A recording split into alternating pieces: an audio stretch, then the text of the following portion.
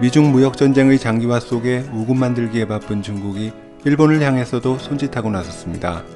아베 총리는 생각을 잘해봐야 한다며 한국과 함께 영내 협력 관계를 넓혀가자고 말하고 있는데, 이러한 반응은 트럼프 대통령의 방위를 앞두고 중국이 조바심을 드러낸 것이란 분석입니다.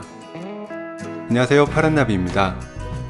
중국 관영 매체는 아베 총리를 향해 트럼프 대통령의 진짜 목적은 일본을 중국 견제를 위한 볼모로 만들려는 것이니 아베 총리가 제대로 생각해야 하며 미국 우선주의가 일본에 주는 혜택은 아무것도 없다고 말하고 나섰습니다.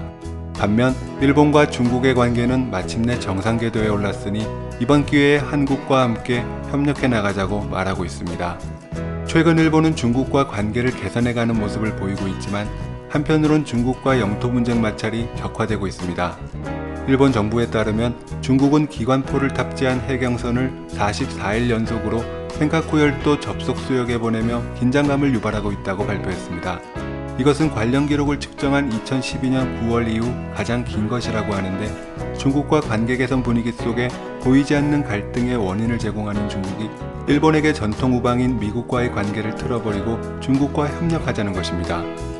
한국은 미국의 반화웨이 동참 요구에 중국과의 경제 문제 등을 이유로 이것이 제2의 사드 보복 사태가 될까봐 선뜻 나서지 못하고 있지만, 일본은 중국과의 경제관계에서 특별히 아쉬울 것이 없고, 오히려 중국 최애 기업인 화웨이는 일본 소프트뱅크의 결정에 따라 명운이 달렸다고 해도 과언이 아닌 상황입니다.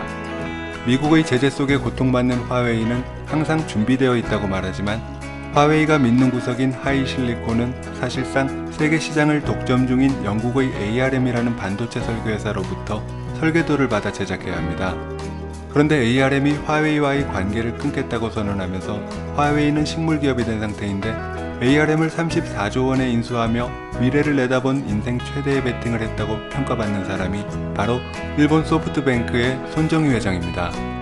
이러한 가운데 트럼프 대통령은 나루히토 일왕 즉위 이후 첫 국빈 자격으로 일본을 방문하는데, 미 행정부 관리자의 말에 따르면 이번 방문에서 미일 관계와 관련하여 매우 흥미로운 발표를 할 것이라고 말했습니다.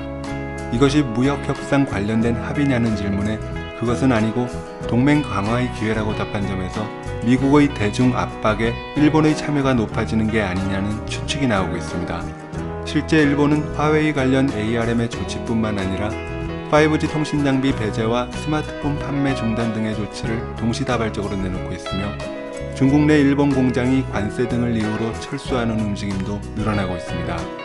이러한 상황에서 중국과 영유권 분쟁을 겪으면서 희토류로 굴욕까지 경험했던 일본이 이제 와서 미국을 멀리하라며 손 내미는 중국의 구애에 움직일 가능성은 희박했다는 점에서 중국이 화웨이 문제 때문에 조바심을 드러내고 있다는 분석이 나오고 있습니다. 오늘 파란나비가 준비한 소식은 여기까지입니다. 시청해주셔서 감사합니다.